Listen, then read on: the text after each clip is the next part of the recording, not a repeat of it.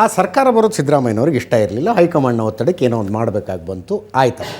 ಸರ್ಕಾರ ಬೀಳಿಸಿದ್ದೇ ಸಿದ್ದರಾಮಯ್ಯನವರು ಅಂತಾರಲ್ಲ, ನಿಜನ ಸರ್? ಸಿದ್ದರಾಮಯ್ಯನವರೇ ಬೀಳಿಸಿದ್ರು ಅಂತಲ್ಲ, ಭಾಳ ಜನ ಸೇರಿ ಬೀಳಿಸಿದ್ರು. ಪಾಪ ಅವ್ರು ಒಬ್ಬೊಬ್ಬನೇ ಕನ್ನಕ್ಕೆ ಹೋಗಬೇಕು.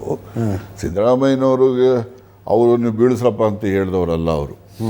ಇವರು MLAಗಳು ಅವಾಗೆಲ್ಲ ಗೊತ್ತಲ್ಲ, ನೀವೇ ಎಲ್ಲ ಬಾಂಬೆಗೆ ಏರೋಪ್ಲೇನ್ ಒಂದೊಂದೇ ನಿಮ್ಮ ಇವರೇ ನೋಡಿ. ಸಮ್ಮಿಶ್ರ ಸರ್ಕಾರದ ಕಾಲದ ಬಗ್ಗೆ ಮಾತಾಡ್ತಾ ಇದ್ದೀವಿ ರಾಜಣ್ಣ ಸರ್. ಹೈಕಮಾಂಡ್ನಿಂದ ಆದೇಶ ಬಂತು. DK ಶಿವಕುಮಾರ್ ಅವರು ಕುಮಾರಸ್ವಾಮಿ ಅವ್ರ ಕೈ ಹಿಡ್ಕೊಂಡು ನಾವು ಜೋಡೆತ್ತು ಅಂತ ನಿಂತ್ಕೊಂಡ್ಬಿಟ್ರು. ಪಕ್ಷದ ಆದೇಶನ ಗೆರೆ ದಾಟಬಾರ್ದು ಅಂತ. ಈ ಅವಧಿಯಲ್ಲಿ ಸಿದ್ದರಾಮಯ್ಯನವರು ನಮ್ಮ ಲೀಡರು, ಅವ್ರು ಹೇಳಿದ್ದು ವೇದವಾಕ್ಯ, ಅವ್ರು ಹಾಕಿದ ಗೆರೆ ನಾವು ದಾಟೋದಿಲ್ಲ.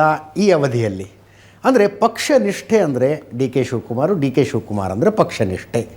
ನಾನು ಆ ರೀತಿಯಲ್ಲಿ ಗಾಂಧಿ ಕುಟುಂಬಕ್ಕೆ, ಕಾಂಗ್ರೆಸ್ ಪಕ್ಷಕ್ಕೆ ನಿಷ್ಠೆಯನ್ನು ತೋರ್ಪಡಿಸ್ತಾ ಬಂದಿದ್ದೀನಿ. ಈ ಪಕ್ಷನಿಷ್ಠೆಯ ಕಾರಣಕ್ಕಾಗಿ ತಿಹಾರ್ ಜೈಲಿನಲ್ಲಿರಬೇಕಾದ ಪರಿಸ್ಥಿತಿ ನನಗೆ ಬಂದಿತ್ತು ಅಂತಾರೋದು ಸುಳ್ಳು ಅವ್ರು ಹೇಳೋದು. ನೋಡಿ, ಅವ್ರ ಅನಿಸಿಕೆ ಅಷ್ಟೇ. ಈಗ ತಿಹಾರ್ ಜೈಲಿಗೆ ಹೋಗಿದ್ಯಾಕೆ, ಹೋಗೋವಂಥ ಪರಿಸ್ಥಿತಿ ಸೃಷ್ಟಿ ಮಾಡ್ಕೊಂಡಿದ್ಯಾಕೆ? ಯಾರು ಹಾಕಿದ್ರು ತಿಹಾರ್ ಜೈಲಿಗೆ? ನೀವು ಹಾಕೋಕ್ಕಾಗ್ತದ, ನಾವು ಹಾಕೋಕ್ಕಾಗ್ತದೆ?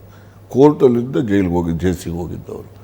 ಅದರಿಂದ ಆಯಿತು, ಅವ್ರು ಹೋಗಿದ್ದರಿಂದ ಅವರು ಬೇರೆ ಬೇರೆ ಕಾರಣ ಹೇಳ್ಬೋದು. ನನಗೆ ಇಂಥ ದ್ವೇಷದಿಂದ ನನಗೆ ಜೈಲಿಗೆ ಹಾಕಿದ್ರು ಅಂತಲೂ ಹೇಳ್ಬೋದು. ಹೇಳ್ಕೊಂಡು ನಾನು ಹೇಳ್ದಲ್ಲ, ಒಟ್ಟಾರೆ ಅವರು ಪಕ್ಷಕ್ಕೋಸ್ಕರ ಕೆಲಸ ಮಾಡಿದ್ದಾರೆ, ಇಲ್ಲ ಅಂತ ನಾನೇನು ಹೇಳೋದಿಲ್ಲ.